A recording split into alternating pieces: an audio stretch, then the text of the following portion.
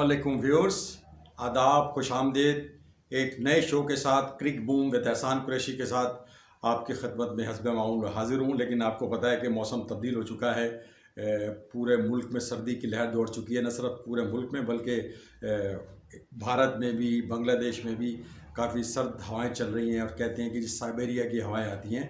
तो लेकिन in Siberia की हवाओं के साथ साथ जो आज पाकिस्तान आज बेओवल ग्राउंड माउंट मैगनोई में टेस्ट मैच तो हार गया, लेकिन दुख भी हुआ कि पाकिस्तान, ऐसा लग रहा था कि ये मैच शायद ड्रॉ कर जाएगा, लेकिन बिलाखिर वो जो प्रोड्यूस की आउटस्टैंडिंग परफॉर्मेंसेस, चाहे वो वैगनर हो, चाहे वो सेंटनर हो, चाहे वो साउथी हो, चाहे वो ट्रेंट बोल्ट हो, पाकिस्तान की टीम जिसे 373 रन का टारगेट किया था, काफ़ी मुश्किल टारगेट था। आज पूरे दिन में पाकिस्तान ने बड़ी ज़बरदस्त बैटिंग का मुजाहरा किया। लेकिन ये ज़रूर है कि पाकिस्तान, जब हम यहाँ से पाकिस्तान की टीम गई थी तो लोगों का ये ख्याल था कि पाकिस्तान की टीम दोनों टेस्ट मैच हार जाएगी।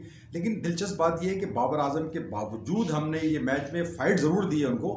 ऐसा लग रहा था कि शायद पाकिस्तान की टीम ये मैच ड्रॉ कराने में कामयाबी, और मुझे तो बिल्कुल ऐसा लग रहा था आखिरी एक सवा घंटे में पाकिस्तान की टीम की जो एकदम बैटिंग कोलैप्स हुई है, वो बड़ी हैरत अंगेज़ बात थी।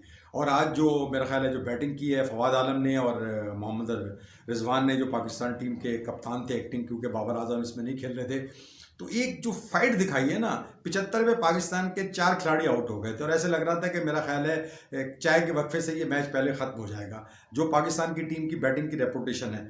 लेकिन उसके बाद जो फवाद आलम, जिन्होंने पिछले साल 10 साल के बाद कम बैक किया था इंग्लैंड के खिलाफ, और उनका कमबैक भी बड़ा, मतलब एक बड़ा इंतहाई अफसोसनाक था। चौथी बॉल में वो 0 पे आउट हो गए थे, दूसरी इनिंग में उनकी बैटिंग नहीं आई थी, तो बड़ा, मतलब एक बड़ा अफसोसनाक आगाज़ था फवाद आलम के लिए, और ऐसा लग रहा था कि उनका कोई फ्यूचर नहीं है। लेकिन मेरा ख्याल है इस मामले में थोड़ा सा मिसबाह की सिलेक्शन पे हम बड़ा क्रिटिसाइज़ करते हैं। उन्होंने शायद उस पर एतमाद बरकरार रखा, उन्हें न्यूजीलैंड पे लेके गए और उसके अलावा उनको दूसरे भी टेस्ट मैचों में खिलाने का इरादा था। तो यहाँ पर उन्होंने जो बैटिंग की है, आज उन्होंने अपने कैरियर की बैटिंग की और बड़ा दिलचस्प रिकॉर्ड उन्होंने कायम किए। 396 मिनट तक क्रीज पर रहे, 269 बॉल उन्होंने खेले, 104 रन बनाए और 165 रन उन्होंने 5वें विकेट की शराकत में मोहम्मद रिजवान के साथ बनाए। मोहम्मद रिजवान ने भी बड़ी शानदार 60 रन बनाए। पहली इनिंग में उन्होंने 71 रन बनाए। तो ये पहली इनिंग में फवाद आलम 9 रन बनाकर आउट हो गए थे। ऐसा लग रहा था कि शायद इस मैच में अगर दूसरी इनिंग में वो रन ना करते तो वो सवालात उठते, लेकिन उन्होंने उन सवालात को, उनके क्रिटिक्स को, काफ़ी उनके क्रिटिक्स थे और मीडिया उनको सपोर्ट तो बहुत करता था, क्योंकि वो डोमेस्टिक सर्किट पे काफ़ी अच्छा परफॉर्म कर रहे हैं, कई सालों से रन्स करते हैं। अभी भी जाने से पहले जब हुआ तो उन्होंने कराची के नेशनल स्टेडियम में सेंचुरी बनाई। हमें भी एजाज़ था, हालांकि इनका थोड़ा शेकी स्टार्ट था, लेकिन इवेंचुअली उन्होंने सेंचुरी बनाई। आज भी उन्होंने एक और ऐसी सेंचुरी बनाई यादगार। ये इस लिहाज से यादगार थी कि 11 साल से भी ज़्यादा अरसा हो चुका है, सकते हो 11.5 साल के बाद उन्होंने ये सेंचुरी बनाई। जब उन्होंने डेब्यू पे श्रीलंका के खिलाफ जब डेब्यू किया था तो उन्होंने 168 रन बनाए थे। बड़ा यूनिक रिकॉर्ड था फवाद आलम का और बड़ी अच्छी उन्होंने बैटिंग की थी। और आज फिर 165, लेकिन आखिर में जो पाकिस्तान का वही हुआ कि पाकिस्तान की 29 रन पे 6 विकेटें गिर गई और पाकिस्तान ने कैसा मैच, तो मुझे बिल्कुल यकीन था कि पाकिस्तान ये ड्रॉ कर जाएगा। लेकिन वही बात है कि उसको मोहम्मद रिजवान ने कहा जी ज़्यादा मेहनत न्यूजीलैंड की टीम ने। मेरा ख्याल है, देखें, फवाद आलम एक बहुत आउटस्टैंडिंग इनिंग खेले, इसमें शक नहीं है, लेकिन आप जिस स्ट्रोक पे वो आउट हुए वो आउट होने वाला नहीं था। वेगनर को उन्होंने, मेरा ख्याल है, वो पुल शॉट नहीं खेलना चाहिए, उनको एज लगी और चला गया।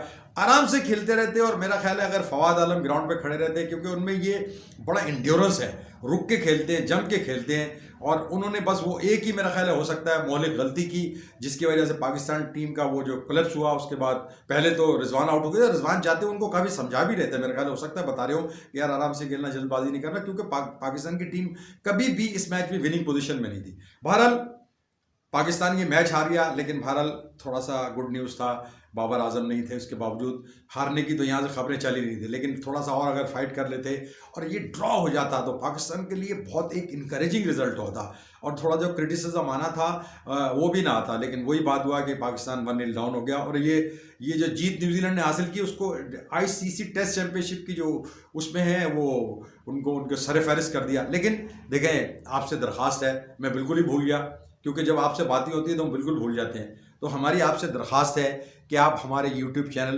क्रिक बूम विद एहसान कुरैशी को सब्सक्राइब करें, लाइक करें और शेयर करें अपने दोस्तों के साथ, ताकि हम आपको जल्द अज जल्द मालूमात और अच्छी मालूमात, अच्छी तस्वीर, अच्छे इंटरव्यूज़, न्यूज़ व्यूज़ आपको फराहम करते रहे। और दूसरी तरफ जो खुशखबरी है, हमारे हमसाया मुल्क भारत, देखिए हमारे इंडिया और पाकिस्तान के ताल्लुकात में प्रॉब्लम तो हमेशा रहता है, लेकिन उसके बावजूद जो क्रिकेट की फॉलोइंग जो है ना इंडिया की, वो भी बहुत है पाकिस्तान में। चाहे वो कहीं भी खेल रही हो, इंडिया में खेल रही हो या ऑस्ट्रेलिया में और ऑस्ट्रेलिया में जो उन्होंने कम बैक किया है, जो पिछला टेस्ट था एडिलेड में, जो पिंक बॉल टेस्ट मैच था, डे नाइट मैच था, उसमें जो शिकस्त दी थी ऑस्ट्रेलिया ने, भारत ने 36 रन पर उनको पैक कर दिया था। यानी 65 साल में ये किसी भी टीम का कम स्कोर था। तो वो जाहिर बात है एक लम्हा फिक्रिया था, उसमें विराट कोहली भी थे, लेकिन उसके बाद जो मेलबोर्न क्रिकेट ग्राउंड में जो कम बैक किया भारतीय टीम ने, वो भी एक यादगार मेरा ख्याल है। ज़ाहिरी बात है अगर होते तो, अगर वो पाकिस्तान की टीम होती तो जश्न होता, लेकिन बहुत बड़ा जश्न हुआ। जैसे गम हुआ था ना 36 रन पे, और बड़ा क्रिटिसिज्म आ रहा था विराट कोहली की टीम पे, लेकिन अजिंक्य रहाणे ने जिस तरह अपनी टीम को कम बैक कराया, विराट कोहली जो है वो नहीं मौजूद थे, यंग गन्स उसमें शामिल थे, लेकिन अजिंक्य रहाणे ने जो पहली इनिंग्स में एक शानदार बैटिंग करके जो एक अच्छा स्कोर भारत के लिए खड़ा किया, वो बड़ा मतलब एक इतना अच्छा स्कोर था। और दोनों इनिंग्स में ऑस्ट्रेलिया की जो बैटिंग, ऑस्ट्रेलिया की टीम में भी डेविड वार्नर नहीं है, लेकिन जो स्टीव स्मिथ है वो बिल्कुल परफॉर्म नहीं कर सके इसमें। लेकिन जसप्रीत बुमराह, रविचंद्रन अश्विन और मोहम्मद सिराज, जो कि मेरा ख्याल है पहले ही टेस्ट मैच अपना खेल रहे थे, उन्होंने बड़ी शानदार बॉलिंग करते हुए दोनों मैचों में उन्होंने बहुत अच्छी, और रविंद्र जाडेजा ने भी बड़ी अच्छी बैटिंग का मुजाहरा किया। और भारत की टीम ने एक ऐसा जवाब दिया कि बिल्कुल खड़का के रख दिया ऑस्ट्रेलिया की टीम को, और सीरीज़ को उन्होंने 1-1 से बराबर कर दिया। लेकिन जो परफॉर्मेंस इंडिया ने दी वो ज़ाहिरी बात है काबिले, जो उसको जितना भी उसकी तारीफ़ की जाए कम है, क्योंकि विराट कोहली के बगैर, जैसे हमारे यहाँ से लगता है कि बाबर आजम के बगैर कोई टीम नहीं है, तो इस तरह विराट कोहली ने, लेकिन जो उनकी गैर मौजूदगी ने टीम ने जीता। और हमारी टीम ने भी आज माउंट मैगनॉय में जो अच्छा खेला, हार गए, लेकिन एक अच्छी पार्टनरशिप हुई। उनकी बॉलिंग ज़्यादा अच्छी है, उनकी बैटिंग ज़्यादा अच्छी है, और विलियमसन जो है उन्होंने भी मैन ऑफ द मैच का अवार्ड हासिल किया जाए तवक्को थी। और वहाँ इसके अलावा एक तीसरा बॉक्सिंग डे टेस्ट जो शुरू हुआ था, वो शुरू हुआ था सेंचुरियन प्रिटोरिया में। वहाँ जो साउथ अफ्रीका की टीम ने 600 से ज़्यादा रन्स कर दिए, और श्रीलंका की टीम के 2-3 प्लेयर ज़ख्मी हो गए थे, लेकिन दूसरी इनिंग में, दोनों इनिंग में वो इतनी अच्छी बैटिंग का मुजाहरा। पहली इनिंग में हालांकि उन्होंने तकरीबन 400 के करीब पहुंचने वाले थे, लेकिन उसके बाद जब 600 रन हो जाए तो बड़ा मुश्किल होता है। तो एक इनिंग से जो साउथ अफ्रीका ने वो मैच जीता, उसमें 2-3 उनके नए फास्ट बॉलर आए हैं, मोल्डर आए हैं, रबादा नहीं था, रबादा आपको जैसे अनफिट है। दोस्तों, मैच के अख्ताम पर पाकिस्तान टीम के कप्तान मोहम्मद रिजवान ने गुफ्तगू की, उन्होंने न्यूजीलैंड की टीम को क्रेडिट किया, तो उन्होंने ज़्यादा मेहनत की, बड़ा पॉजिटिव बातें उन्होंने की, और पाकिस्तान के लिए मेरा ख्याल है वो काफ़ी एक, तो उनकी बातें हम आपको सुनाते हैं, छोटा सा इंटरव्यू पाकिस्तान के कप्तान मोहम्मद रिजवान का। देखो जी, अब सबसे पहले तो ये है कि टेस्ट की खूबसूरती यही है, जिस तरह आपने कहा कि पहले 2 दिन हमारी तरह से मुश्किल चले गए, क्योंकि हम यार जब हमने टॉस जीता तो हमने सिर्फ डिसाइड इसी के लिए किया था कि हम अर्ली ऑन विकेट ले सके। मगर आप सबके सामने कि जिस तरह हमने मतलब आपको हाफ चांसेस भी टेस्ट क्रिकेट में लेने पड़ेंगे ऐसे बड़े प्लेयर जैसे केन विलियमसन का, तो ये है कि उसको चांस मिले, तो उस तरह उन लोगों ने सर्वाइव किया उस मुश्किल टाइम में, और फिर उन लोगों ने एक टारगेट सेट किया हमारे लिए। मगर अब उसके बाद हमारे लड़कों ने बहुत ही अच्छा कम बैक किया। हमारी बॉलिंग लड़कों ने काफ़ी अच्छे बॉलिंग की है, बैटिंग हमारे लड़कों ने काफ़ी अच्छी की है। मगर ये है कि ये एक प्रेशर गेम होता है, ये टेस्ट क्रिकेट एक प्रेशर गेम होता है। जिस तरह आपने देखा सुबह से लेकर हमने शाम तक सर्वाइव किया, एट दी एंड जो है ना प्रेशर पड़ा, 1 विकेट गिरी, प्रेशर आया तो सारे जो है ना 5-6 विकेट हमारे जो है ना जल्दी जल्दी कोलैप्स हो गई। मगर यही खूबसूरती है टेस्ट क्रिकेट की। इनिंग में देखिए जी, आप ऐसे नहीं कह सकते कि हमारी जो टॉप ऑर्डर है अल्हम्दुलिल्लाह हमेशा परफॉर्म किया हुआ है, और इंशाल्लाह परफॉर्म करे भी आगे मैचेस में भी।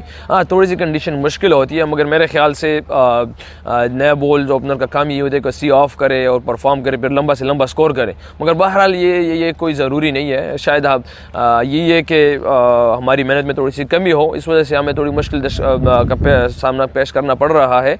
मगर ये कि मैं तो हमेशा रिज़ल्ट, मैं इस चीज़ पर रखता हूँ कि हमारी जितनी मेहनत होगी उतना रिज़ल्ट होगा। सा गेम था? देखिए जी, अगर मैं ये कहूँ कि उनकी टीम अच्छी के लिए, ये तो हकीकतन वो अच्छी के लिए इसलिए रिजल्ट उनके पास गया, मगर मैं ज़रूर अपनी टीम को भी क्रेडिट दूंगा, अपने प्लेयरों को क्रेडिट दूंगा। जिस तरह हमारी टीम के लिए, अगर हम दोनों टीमें अच्छी ना खेलते तो ये आखिरी 5 ओवर तक मैच ना आता। एक टेस्ट मैच आखिरी 5 ओवर तक आना, इट मीन्स कि दोनों टीमें बहुत ही अच्छा खेली है, मगर फिर भी एट द एंड आप क्रेडिट उस टीम को देते हैं। और अल्लाह पाक, हमारा अल्लाह पाक भी इंसाफ़ी करता है, वो इसलिए करता है कि जो टीम सबसे ज़्यादा एफर्ट करती है ग्राउंड में, रिजल्ट उसी के पास जाता है। तो मेरे ख्याल से उन लोगों ने काफ़ी थ्रू आउट जो है ना, कल से मेहनत शुरू की थी, कहीं पे भी हिम्मत नहीं आ रहे, हमें कहीं पे भी इजी टाइम नहीं दिया, उन लोगों ने प्रेशर में रखा, मगर इसलिए अल्लाह पाक ने नाइंसाफ़ी तो अल्लाह पाक करता नहीं, इसलिए इंसाफ के बतरू उसके क्रेडिट उनके हक में चला गया। हमारे लड़कों ने एफर्ट अच्छी की है, मगर शायद हमारी मेहनत में कमी हुई, इसलिए मैच हमारे रिजल्ट में नहीं आया। देखिए जी, मैं तो पहला मुबारकबाद देता हूँ फवाद भाई को, जिन्होंने जो एशिया का पहला प्लेयर था जिन्होंने इतने टाइम स्पेंड किया विकेट पे। और उसके बाद अब यही है कि जो मेरी इनिंग्स है या उसकी इनिंग्स है, सिर्फ यही था कि हमने यही सोचा था कि जैसे मैं गया हूँ तो आज मैंने उसको यही कहा कि हम रन जेन से निकाल लेते हैं, क्योंकि जिस तरह अर्ली ऑन विकेट गिरी है कल, मतलब हमारे ओपन आउट हो गए हैं, सुबह आज अजू भाई आउट हो गए, तो मैंने फवाद भाई को यही कहा कि सिर्फ जेन में आप लोगों के 300 बॉल मैंने खेले, 280 290 मैंने खेल लें, तो हमारे जेन में सिर्फ यही था। इसलिए फिर हमने ज़्यादा पैनिक नहीं हुए, हम लंबा चलते कि ना रन्स को सोचो ना बोर्ड का सोचा, सिर्फ प्लेन सिंपल रखा। अल्लाह पाक ने मदद की बहरहाल, मगर मेरे ख्याल में हमारी मेहनत कमी थी, इस वजह से हमारी विकेटें उनको लेनी पड़ी। शायद सिर्फ मैं इसी चीज़ पे बिलीव करता हूँ कि हमारी मेहनत में कमी थी। देखिए जी, आप ज़रूर क्रेडिट देंगे नेल वेगनर को, जो उसकी टो जो है ना इंजर्ड थी, फ्रैक्चर था, वो कर रहा था। पूरे न्यूजीलैंड की आवाम को, पूरी न्यूजीलैंड की कौम को उस पर जो है ना फ़ख्र है। न्यूजीलैंड की कौम ने तो फ़ख्र करना ही करना है, हालांकि हमें ख़ुद भी इस चीज़ का हमें बहुत मज़ा आया कि जिस बंदे ने, जिसके पाँव में फ्रैक्चर है, वो कर रहा है। अल्हम्दुलिल्लाह हमारे पास पाकिस्तान में भी ऐसे बहुत से प्लेयर हैं जो फ्रैक्चर के साथ खेलते हैं, एफर्ट करते हैं, सब कुछ करते हैं, मगर आपके सामने है कि जिस बंदे ने कर दिया, और तो ज़रूर आप उसकी जो है ना तारीफ़ जो है ना बजा है कि आप उसकी तारीफ़ करेंगे। और जहाँ तक क्राइस्टचर्च की बात है, तो स्टिल सीरीज़ ऑन है अभी, और हमारे लड़के अल्हम्दुलिल्लाह कॉन्फिडेंट है, और जिन जिन जिन पे रन्स ड्यू है, इंशाल्लाह उम्मीद है कि वो अगले मैच में रन्स करेंगे, इंशाल्लाह अगला मैच जीतेंगे, अल्लाह के हुक्म से सीरीज़ बराबर करेंगे। तो ये तो बातें थी टीमों की कि वो कैसा खेल रही हैं, पाकिस्तान क्यों हारा। तो अब आपकी हम मुलाकात कराते हैं सीनियर जर्नलिस्ट और क्रिकेट एनालिस्ट अब्दुल माजिद भट्टी से। तो थोड़े ब्रेक के बाद हम मिलते हैं अब्दुल माजिद भट्टी से। भट्टी साहब अस्सलाम वालेकुम। जी वालेकुम अस्सलाम। अरे भट्टी साहब, बहुत बहुत शुक्रिया कि हमें आप लिफ्ट करा देते हैं, हमें ज्वाइन कर लेते हैं, क्योंकि दुनिया आजकल जिसको देखो वो यूट्यूब चैनल चला रहा है, लेकिन हमने तो अपना 40 साल गुजारे हैं इस फील्ड में। आपने भी एक बहुत बड़ा तवील अरसा गुजारा है, हमारा आपके साथ रहा है, चाहे वो जियो हो, चाहे ठंडा गर्म हो, या जर्नलिज्म हो। तो भट्टी साहब, आज जो एक बड़ा जबरदस्त ऐसा लग रहा है कि पाकिस्तान जो है वो ड्रॉ करने में कामयाब हो, जाहिर बात है मैच बड़े एक्साइटिंग स्टेज में था। तो आपको पता है कि रात को 3 बजे उठना इतना आसान काम नहीं होता, सर्दी भी बहुत जबरदस्त पड़ रही है। और जब हमने टी के बाद दौरान देखा तो ऐसा लग रहा था 6 विकेटें बाकी हैं, और ये कितनी बड़ी पार्टनरशिप कायम हो गई थी मोहम्मद रिजवान और फवाद आलम के दरमियान। और ऐसा लग रहा था कि फवाद आलम जो एक नाकाबले लग रहा था कि उनका कैरियर खत्म हो गया है। और जब वो इंग्लैंड में आए थे तो उन्होंने अपने कैरियर का आगाज 10 साल के बाद किया था, और ऐसा 0 पे आउट हुए थे, तो ऐसा लग रहा था गए। और पहली इनिंग में भी उन्होंने 9 रन बनाए थे। और आज जो उन्होंने परफॉर्मेंस दी है, 165 रन की उन्होंने शराकत की रिजवान के साथ, और पाकिस्तान को बड़ा करीब ले गए थे। लेकिन उसके बाद उन्होंने जो स्ट्रोक खेला ना, मुझे उस पर अफसोस हुआ। अगर वो ये स्ट्रोक ना खेलते, और जैसा मेरे ख्याल रिजवान जाते उनको समझा भी रहे थे, लेकिन बहरहाल ये क्रिकेट में तो इत्तफाकत होते हैं। आप कैसा सम अप करेंगे इस मैच को? पाकिस्तान का लग तो यही रहा था कि हार जाए, लेकिन बाबर आजम के बगैर हम खेल रहे थे, तो हमारे पे एक जस्टिफिकेशन भी थोड़ी बन रही थी। अच्छा, अभी जो मुझे खबरें मिल रही है ना न्यूजीलैंड से, फवाद आलम पे आता हूँ, थोड़ा वो बता दूं कि मेरी इत्तलात के मुताबिक शायद बाबर आजम 50-50 है लास्ट टेस्ट मैच में, बल्कि हो सकता है वो ना खेले, इसलिए कि आज टेस्ट मैच खत्म हुआ, कल पाकिस्तान टीम ने ट्रेवल करना है, फिर फ्राइडे सैटरडे को प्रैक्टिस है, संडे को टेस्ट मैच है। अभी तक बाबर आजम ने पिछले तकरीबन को 2-3 हफ्ते में हार्ड बॉल से प्रैक्टिस शुरू नहीं की। तो बाबर आजम का तो खतरा हमें आखिरी टेस्ट मैच में भी है, लेकिन हो सकता है कि कोई मैसिव बेहतरी आ जाए उनकी इंजरी में, क्योंकि जिस तरह उनके अंगूठे में फ्रैक्चर है, टीम मैनेजमेंट खतरा मोल नहीं लेना चाहती, क्योंकि पाकिस्तान का नॉन स्टॉप सीजन है, एक मैच खिलाने के चक्कर में बाबर आजम का कैरियर दांव पे लग सकता है। देखिए फवाद आलम, मैं भी आज पिछले 5 दिन से सुबह से उठ रहा हूँ, बल्कि ऑफिस भी जाता हूँ फिर वापस आता हूँ। एक तो नींद में हालत खराब है, फिर दोपहर को नींद नहीं आती, दोपहर को और कामकाज होता है। फवाद आलम का देखिए सबर, हिम्मत और जो जज्बा है उसको तो दाद देना पड़ेगी। दो रिसेंटली मिसालें दे दूं, मोहम्मद आमिर के साथ अभी थोड़ा सा हुआ, उसने चीखो पुकार करके एक क्रिकेट बोर्ड के खिलाफ, टीम मैनेजमेंट के खिलाफ महाज खोल लिया, तो उसने अपने पांव पे खुद ही कुल्हाड़ी मार दी। एक और क्रिकेटर था समी असलम, उसकी भी बड़ी परफॉर्मेंसेस थी, उसको कुछ बेहतर कॉन्ट्रैक्ट मिला। जब उसको यहाँ पर पाकिस्तान शाहीन्स के लिए भी कंसीडर नहीं कर रहे थे, तो वो पाकिस्तान छोड़ के अब अमेरिका चला गया। लेकिन फवाद आलम अपनी धुन में पक्का था। आज उसने 37वीं फर्स्ट क्लास सेंचुरी बनाई। लेकिन जो आपका सवाल था ना, जो ग्रेड्स होते हैं ना, ग्रेड्स या तो मैच फिनिश करते हैं या मैच को किसी मंतकी अंजाम तक पहुंचाते हैं।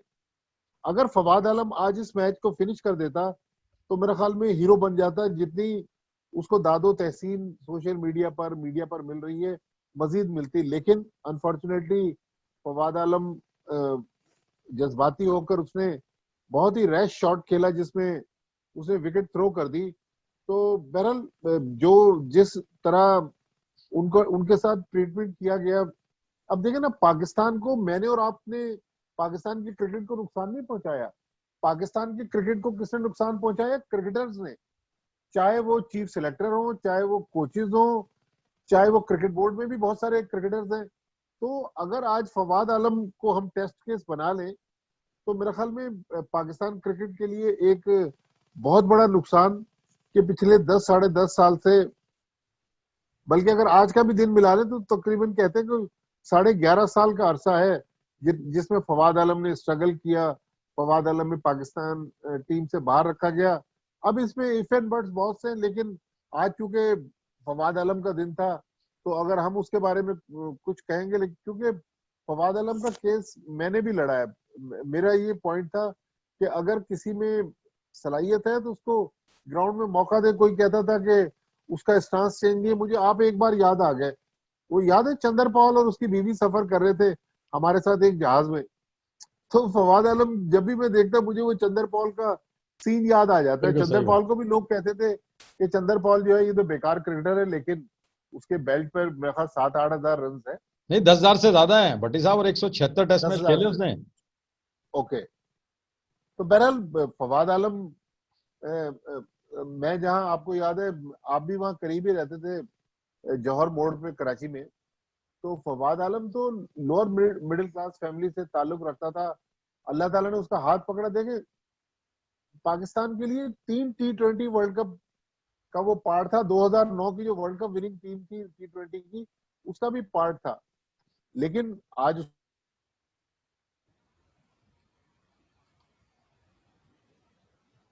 का जो अरसा था, ये पाकिस्तान क्रिकेट के लिए बहुत बड़ा एक क्वेश्चन मार्क है। चाहे सिलेक्टर्स उसके जवाब उसका दे सके या टीम मैनेजमेंट जवाब दे सके। बहरहाल फवाद आलम के साथ जो हुआ, नाइंसाफी तो बहुत हुई। अच्छा भट्टी साहब, ये बताएं जी, हमारे बड़े, हम कहते हैं जी हमारे बड़े बड़े, ये जबरदस्त, हमारा टॉप ऑर्डर बड़ा जबरदस्त है यार, उसने डेब्यू पे सेंचुरी कर दी। चाहे वो आबिद अली हो, चाहे वो शान मसूद हो, चाहे वो हारिस सोहेल हो और अजहर अली हो, ये हो क्या रहा है टॉप ऑर्डर बैटिंग के साथ? इनका काम है ना रन्स करना। अब ये रिजवान का और फवाद आलम का भी काम है रन्स करना, लेकिन टॉप ऑर्डर आपको ट्रेंड देती है ना। आज जो हमारी हालत हुई, मैच हम, ये हो सकता है जीत जाते अगर हमारी टॉप ऑर्डर परफॉर्म कर दी, लेकिन वही है कि टॉप ऑर्डर ने हमें जो है वो गिराया। तो ये क्या, कहाँ हम जाएंगे? लोग तो अब बड़ी तनकीद करते हैं कि जनाब कोई किस पर्ची से आया है, कोई किस पर्ची से आया है, कोई कौन सा सपोर्ट है। लोग तो ऐसी ऐसी बातें करते हैं कि मतलब क्या पाकिस्तान क्रिकेट में हो रहा है? टॉप ऑर्डर हमारी कब ठीक होगी? सिर्फ पाकिस्तान में हम अच्छा खेलेंगे ये लड़के? देखिए, इन मुल्कों में तो पाकिस्तान की जो बड़ी बड़ी टीमें जाती रही हैं, वो स्ट्रगल तो करती रही हैं।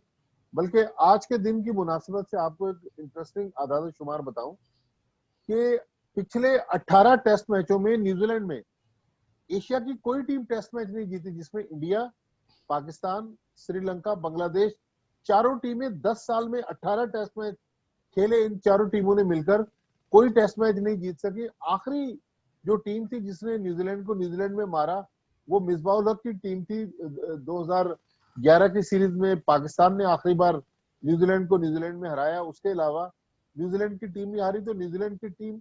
लेकिन देखिए, किसी बड़े बाप का बेटा होना, लोग आजकल मोइन खान के बेटे के बारे में भी बात करते हैं, शान मसूद के वालिद यूबीएल में थे, बड़े बाप का बेटा होना, बहरहाल शान मसूद प्लेयर तो बड़ा है, लेकिन जो हमारी पॉलिटिक्स में जब से पाकिस्तान में ये दहशतगर्दी की वारदातें शुरू हुई ना, बार बार मीडिया पे एक इस्तेलाह यूज होती थी, एक्सट्रीमिज्म, जिसको उर्दू में कहते हैं शिद्दत पसंदी। हमारी मीडिया में भी बहुत एक्सट्रीमिज्म है। आबिद अली ने जब बैक टू बैक बांग्लादेश और श्रीलंका के खिलाफ सेंचुरियां बनाई, तो हमारे मीडिया के दोस्त लिख रहे थे कि इसको पाकिस्तान टीम में इसका निकनेम है आबिद अली का लेजेंड। तो अब लेजेंड कहाँ है? अब आबिद अली को जिस तरह क्रिटिसिज्म हो रही है, शान मसूद नो डाउट उन्होंने बहुत जबरदस्त इंग्लैंड में इनिंग्स खेली, लेकिन उसके बाद डिक्लाइन आ गया। देखिए, जिस टीम के टॉप ऑर्डर में 1 2 3 4 स्कोर नहीं करेंगे तो वो टीम तो स्ट्रगल करेगी। अब हारिस सोहेल इस साल ना उसने फर्स्ट क्लास क्रिकेट खेली, जिम्बाब्वे का शायद एक मैच खेलकर अनफिट हो गया, न्यूजीलैंड गया, फिर उसकी उंगली पे बॉल लग गई, इंग्लैंड के टूर से वो खुद स्किप कर गया, फैमिली रीजन की वजह से हमने उसको टेस्ट मैच में उतार दिया। उसकी आप परफॉर्मेंस देखें, उसकी टांगे नहीं हिल रही। देखिए, लाइकिंग डिसलाइकिंग तो हमारे यहाँ बहुत है भाई। इमरान बट टीम के साथ है ना, आप उसको खिला दें। अच्छा, ये पाकिस्तान टीम का रोना सिर्फ इस पाकिस्तान टीम के साथ नहीं है, वो दूसरी टीम जो पाकिस्तान टीम के साथ चल रही है शाइन्स की, वो भी स्ट्रगल कर रही है। 8 खिलाड़ी, कल जो मैच था वेलिंगटन के खिलाफ, पाकिस्तान की T20 टीम के 8 खिलाड़ी थे और 91 रन पर वो आउट हो गई।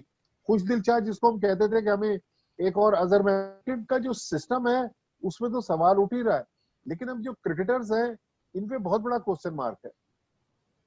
अच्छा भट्टी साहब, ये बताएं कि अब जाहिर बात है सेकंड टेस्ट शुरू आपने बता दिया, और मुझे भी इस बात का शक तो था कि बाबर आजम शायद ना खेलें, और जाहिर बात है जब वो प्रैक्टिस में नहीं है तो आप क्या समझते हैं कि दूसरे टेस्ट मैच में जो कोई बाहर बैठे हुए हैं, और दूसरा बात है कि आजकल हमारे जो बैटिंग कोच हैं यूनुस खान, वो भी बहुत बड़े ग्रेट हैं, उनको भी लेजेंड कहते हैं, 10,000 रन 34 सेंचुरियां, तो उनको वो काफ़ी एक्टिव नज़र आ रहे थे आज जब ड्रेसिंग रूम का मंजर बार बार दिखा रहे थे, तो उनका क्या रोल है? कोई रोल है उनका फवाद आलम और मोहम्मद रिजवान को लिफ्ट करने में?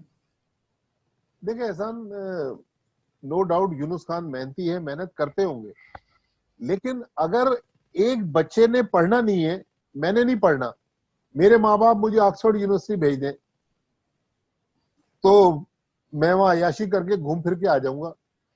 देखिए, अगर बड़े प्लेयर्स के साथ या बड़े कोचेस के साथ कोई टीम दुनिया की टॉप की टीम बन जाती तो फिर तो ब्रुनाई वगैरह इनके पास तो बहुत पैसा है, फिर तो ये हर खेल के अंदर वर्ल्ड चैंपियन होते। असल में पुराने जमाने में आपको याद है, हम हॉकी क्लब जाते थे, वो चारपाइयों पे सोते थे, मटके में पानी पी रहे हैं। अब ये सहूलतें 5 स्टार होटलों में रह रहे हैं, रेड कारपेट इनको मिल रहा है, $128 डेली अलाउंस मिल रहा है। जब तक उस सिस्टम में रहते हैं तो फिर तो वो किसी को इंसान नहीं समझते, लेकिन जब लात पड़ती है, टीम से बाहर निकलते हैं, फिर मीडिया में आके रोना पीटना शुरू कर देते हैं कि मेरे साथ जुल्म हो गया, ज्यादती हो गई। तो मेरे ख्याल में क्रिकेटर्स का खुद ही कसूर है कि इमरान खान ने 21 साल कैसे खेली पाकिस्तान के लिए क्रिकेट। आपने भी देखा होगा, ये मैंने खुद देखा नेशनल स्टेडियम कराची में, उस जमाने में तो फ्लड लाइट्स नहीं होती थी, इमरान खान अंधेरे में ग्राउंड के चक्कर लगा रहे होते थे। वो मरहूम असलम लाटर जो अदाकार थे वो इमरान के साथ होते थे। तो अब ये क्रिकेटर्स को खुद ही इसका फैसला करना है कि भाई क्रिकेट बोर्ड ने तो आपको बहुत सारी सहूलतें दे दी, आप क्या उन सहूलतों से फायदा उठा पा रहे हैं या नहीं। अच्छा भट्टी साहब, अभी असल में बीच में जो सवाल करना था वो ज़हन से मेरे स्लिप हो गया। आपने जो नए मीडिया के लोग हैं, हमारे ही दोस्त हैं, हमारे ही जानने वाले हैं, तो आप क्या समझते हैं कि ये जो क्योंकि हमारे तो बड़े उस्ताद थे, हमने उस्तादों से पिटाई भी खाई, बहुत से लोग तो गाली भी देते थे आपके खबर पे, तो आप क्या समझते हैं कि बेउस्ताद जर्नलिस्ट जो हैं वो बहुत, उनका अप एंड डाउन बहुत होता है, बैरोमीटर एकदम पैरामीटर आप आ जाता है, फिर एकदम हीरो बना देते हैं, एकदम जीरो बना देते हैं, तो ये वजह है क्या? देखिए, ये बात तो आपकी सही है कि हमने जिन उस्तादों के साथ काम किया उनमें मोहब्बत भी शफकत भी दिखाते थे। अजीम सरवर साहब, ब्रॉडकास्टिंग में तो उनका बहुत बड़ा नाम है, लेकिन जितना अच्छा वो स्क्रिप्ट लिखते थे और लिखने में जितनी उनकी आज भी कमांड है, जर्नलिस्टों में नहीं है। लेकिन मसला वही है, किसी के बारे में कुछ कहेंगे तो फिर लोग नाराज हो जाएंगे। लेकिन देखें, सब एक जैसे नहीं है, अच्छे लोग भी हैं जो कोशिश करते हैं कि बड़ों की इज्जत करें, बड़ों से सीखने की कोशिश करें, पॉपुलैरिटी मिल जाए, बड़ा इदारा मिल जाए, बड़े पैसे मिल जाए, तो फिर जो है वो बंदा अपने काबू में नहीं रहता। लेकिन वो कहते हैं ना कि फॉर्म जो है वो तो टेम्परेरी होती है, लेकिन क्लास जो है वो परमानेंट होती है। तो जो बड़ों की इज्जत करेगा, सीखने की कोशिश करेगा, वो आगे जाएगा। अदरवाइज देखें, ये मीडिया की फील्ड बहुत जालिम फील्ड है। तो भट्टी साहब, अब ये जो दूसरा टेस्ट जो है वो 3 जनवरी को शुरू होगा ऑकलैंड में, तो आप क्या समझते हैं कि पाकिस्तान टीम में कुछ तब्दीलियां हो सकती हैं? मेरा ख्याल में मुझे लग नहीं रहा कि अगर बाबर आजम फिट हो गए तो हो सकता है कि बाबर आजम को खिला दें हारिस सोहेल की जगह। हारिस सोहेल को ड्रॉप करेंगे। बॉलिंग में तो देखिए पीछे कोई रहा नहीं ना, पीछे सोहेल खान है, सोहेल खान को खिला दे। हाँ, अगर बाबर आजम फिट नहीं होते तो एक गैम्बल है, आप इमरान बट को मौका दे दें, लेकिन मसला वही है कि वो यंग बच्चा है। अगर उसको आपने मौका दिया, वो दोनों इनिंग्स में फेल हो गया, ऐसा ना हो कि ये पहला टेस्ट उसका आखिरी टेस्ट मैच साबित हो। तो अगर नए लड़के को खिलाना है तो अभी होम सीरीज आ रही है, उसमें आप मौका दे दें, हारिस सोहेल को एक और इनिंग्स दे दें, उसके बाद उसका भी वंस फॉर ऑल किस्सा तमाम कर दें। अगर वो चल सकता है तो ठीक है। अब देखें ना, जो हम बार बार लाइकिंग डिसलाइकिंग की सिलेक्शन की बात कर रहे हैं, हम पाकिस्तान में बैठे हुए, हमें नहीं पता। शादाब खान अनफिट खेला T20 सीरीज, कोई विकेट नहीं ली, बल्कि पाकिस्तान के किसी स्पिनर ने T20 सीरीज में विकेट ही नहीं ली। इमाद वसीम को भी कोई विकेट नहीं मिली। हालांकि पाकिस्तान ने हिस्ट्री के बड़े बड़े स्पिनर पैदा किए हैं, इकबाल कासिम, अब्दुल कादिर, यासिर शाह इस टीम में है, दानिश कनेरिया, और बहुत सारे नाम है, इंतखाब आलम। तौसीफ अब अहमद। शादाब खान जब तौसीफ अहमद जब शादाब खान अनफिट हो गए, लेफ्ट आर्म स्पिनर, तो भाई आपका उस्मान कादिर भी टीम के साथ है, आप उस्मान कादिर को खिला दें। उस्मान कादिर को नहीं लिया और इसको ले लिया, जफर गौहर को। तो मतलब समझ में नहीं आ रहा कि अगर एक right arm leg spinner unfit हो गया है तो उसको लेग स्पिनर से आप रिप्लेस करें ना। या तो पहले आपकी सिलेक्शन गलत थी, अगर वो पाकिस्तान T20 टीम का वाइस कैप्टन है तो इसका मतलब ये नहीं कि वो टेस्ट टीम के साथ भी ट्रेवल करे। टेस्ट टीम में तो फिर टेस्ट मैच वाला प्लेयर होना चाहिए ना।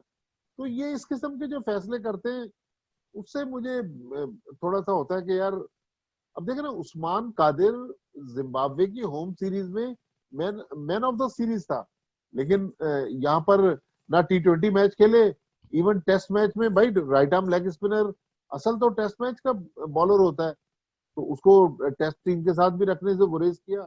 अब वो शाहीन के साथ मैच खेल रहा है, वहां उससे आउट हो नहीं रहे। अच्छा, अब 2 आखिरी सवाल हैं। अब जाहिर बात है मोहम्मद रिजवान जो है उनका इस वक्त चढ़ा हुआ है, गुड्डी चढ़ी हुई है। तो आप क्या समझते हैं कि अब आहिस्ता आहिस्ता मेरा ख्याल है सरफराज जो है फेड आउट करेंगे?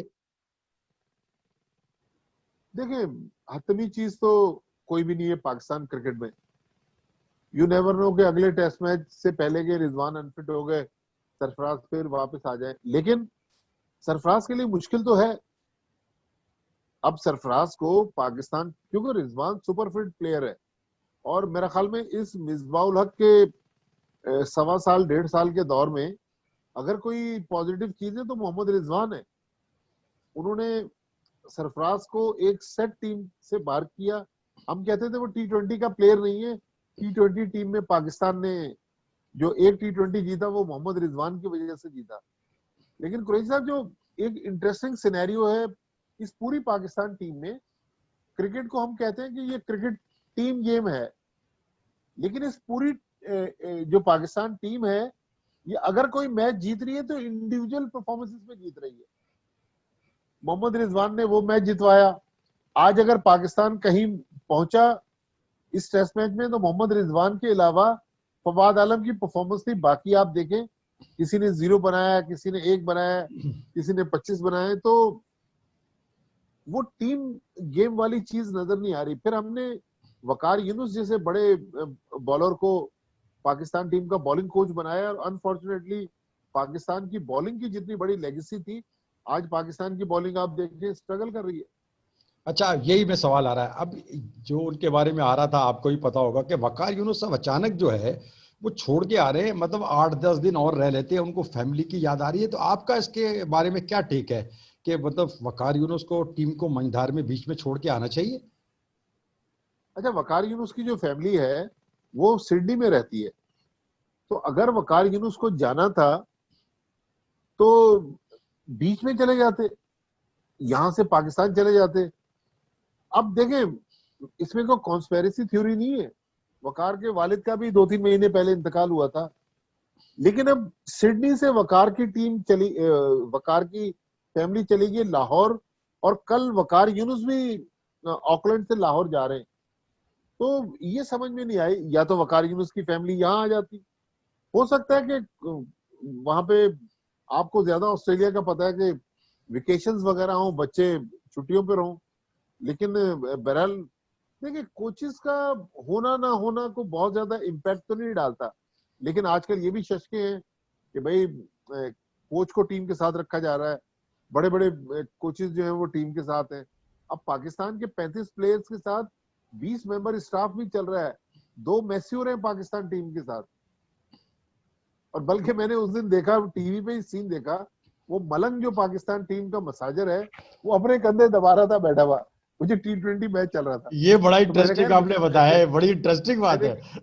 अगर उसका कहीं से आपको वीडियो मिल जाए वो नेपियर बड़े के हिट हो T20 की, सकती है। तो वो मसाजर साहब खुद कंधा दबा रहे हैं अपना। तो वो दूसरा मसाजर जो है वो दूसरी टीम के साथ चला गया। वो शाहीन के साथ है, इमरान। अच्छा, अब आखिरी सवाल है कि हम बॉलिंग पे बात हो रही है ना, तो अब क्या आप समझते हैं कि जैसे आपने कहा भी था कि होम सीरीज आ रही है, उसमें हम नुमान अली को भी टेस्ट कर लें, उसमें हम जाहिद महमूद को भी टेस्ट कर लें। देखें, डोमेस्टिक में बड़ा आउटस्टैंडिंग परफॉर्मेंस है, काशिश भट्टी का फिर को पता नहीं है लेके जाते हैं, तो आप क्या समझते हैं इनका कोई मुस्तकबिल है? फिर ताबिश खान का नाम भी लेना जरूरी है, उसके बारे में भी वो फैसला करें, वो डोमेस्टिक में परफॉर्म करते रहता है। देखिए, ताबिश खान को तो ये खिलाएंगे नहीं। अब जाहिद महमूद का चूंकि दादू से उसका ताल्लुक था, उसने नेशनल T20 में 12 आउट किए, और कायद-ए-आज़म ट्रॉफी में 52 आउट किए, तो 64 विकेटें हैं जाहिद महमूद की। तो मुझे लग रहा है कि जाहिद महमूद को चांस दे देंगे।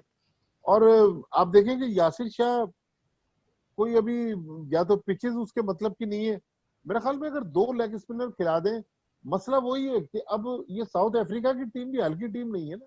अभी 600 रन बनाकर श्रीलंका की टीम को उन्होंने बहुत बुरे तरीके से मारा है। तो पाकिस्तान, मेरा ख्याल, जिस तरह फाफ डुप्लेसी ने नीचे जाके 199 रन बनाए हैं सेंचुरियन में, मुझे नहीं लग रहा पाकिस्तान बहुत लंबी चौड़ी कोई चेंजेस करने की कोशिश करेगा।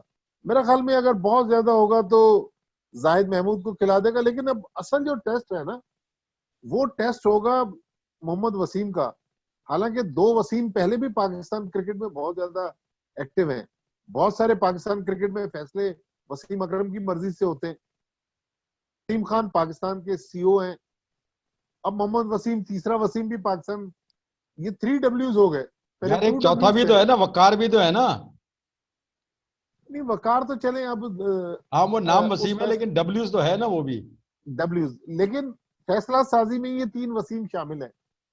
तो मेरे ख्याल में मोहम्मद वसीम का भी आपको माइंडसेट पता चल जाएगा जब साउथ अफ्रीका के लिए टीम अनाउंस होगी, कि क्या मोहम्मद वसीम को खतरा मोल ले सकते हैं, या जो एक सेट पैटर्न है उसी पे चलेंगे और उसी सेट पैटर्न वाली टीम को सिलेक्ट कर लेंगे। तो अब मोहम्मद वसीम का भी इम्तिहान शुरू होगा कि भाई आपकी तनख्वाह बढ़ गई, आपको चीफ सिलेक्टर बना दिया, तो आप वही काम करेंगे जो मिसबाह के साथ मिलकर आप कर रहे थे, या फिर आप कोई नई चीज लाएंगे, कुछ नए चेहरों को मौका देंगे, जो आजमूदा चेहरे हैं, जो बार बार नाकाम हो रहे हैं, उनसे जान छुड़वाएंगे। अच्छा, बड़ी दिलचस्प बात, वसीम की बात हो रही है, तो मेरी हाल ही में वसीम से राब्ता हुआ था, तो मैंने उसको मुबारकबाद दी और उसको मैंने एक मैसेज देता था कि I hope because you understand domestic cricket very well, you are the coach और you will do the justice with the players. तो उसने बड़ा शुक्रिया मेरा अदा किया, बोला कि आप लोगों की जो सीनियर लोग हैं, हम डेफिनेटली आपकी इस बात का एहतराम करते हैं और हम कोशिश करेंगे कि हम कोई नया ट्रेंड सेट करें। तो हमारी दुआएं ठीक है। भट्टी साहब बहुत बहुत शुक्रिया। हमारी दुआएं जो हैं वो जाहिर बात है, कोई हम दुश्मन तो है नहीं पाकिस्तान के, कि चाहे वो वसीम अकरम हो, चाहे वो वसीम खान हो, चाहे वो मोहम्मद मोहम्मद वसीम हो। वसीम। पाकिस्तान क्रिकेट के लिए अगर तरक्की होगी और वो आगे जाएगा तो उसकी तरक्की हमारे लिए इसलिए अच्छी होगी कि हमने इसी क्रिकेट से अपना करियर बनाया और इसी ने हमें नेम और फेम दिया और हमें भी जो थोड़ा बहुत अल्लाह ताला ने इज्जत दी सी दी। भट्टी साहब बहुत बहुत शुक्रिया, thank you very much. Thank you जनाब। अब्दुल माजिद भट्टी की आपने बातें सुनी, उन्होंने भी देखे ना ये पाकिस्तान और न्यूजीलैंड के दरमियान जो टेस्ट मैच हुआ उसके बारे में आपको बताया। वाले ज़ाहिर बात है वो जो रिपोर्टर्स होते हैं उनके पास इनसाइट भी होती हैं। आप देखते हैं कि बाबर आजम के बारे में तो अभी पता नहीं है कि वो दूसरा टेस्ट मैच खेल पाएंगे नहीं खेल पाएंगे, लेकिन वो अगर आ जाएंगे तो पाकिस्तान की बैटिंग और मजबूत हो जाएगी। लेकिन इसमें ये ज़रूर है कि अब उसमें सवालात ये उठेंगे कि भाई ये जो अज़हर अली ये कैसा खेल रहे हैं, शान मसूद से भी नहीं खेला जा रहा, आबिद अली से भी नहीं खेला जा रहा, हारिस रोज से भी नहीं खेला जा रहा, तो अब टीम में फारिग कौन होगा। बहुत मतलब ये लम्हा फ़िक्रिया, लोग बहुत ऐसे सवालात हो रहे हैं पाकिस्तान की टॉप ऑर्डर बैटिंग में क्या तब्दीली होगी। मेरा ख्याल है कि ऐसे लग रहा है कि मेरा ख्याल है इसमें हारिस सोहेल जो बड़ा मुश्किल है टीम में आए। तो ये बातें थी। अब आपसे एक बार फिर हम दरख्वास्त करते हैं कि आप हमारे यूट्यूब चैनल को सब्सक्राइब करें, लाइक करें और अपने दोस्तों में इसको फैलाएं, क्योंकि जब लोग इसको ज़्यादा देखते हैं, देखिए हम कोशिश करते हैं कि आपको जल्द अज जल्द और बड़ी तेज़ी के साथ ट्विटर पे भी मैंने अकाउंट खोला है, उस पर भी मैं तेज़ी के साथ खबरें देता हूँ, फेसबुक पे भी चल रहा है और वो फेसबुक पे भी आपको ये प्रोग्राम दे रहा है। तो ये प्रोग्राम आज का हम अपने अख्ताम की तरफ ले आते हैं और नेक तमन्ना और नेक ख्वाहिशात के साथ हम आपको कहते हैं अल्लाह हाफ़िज़।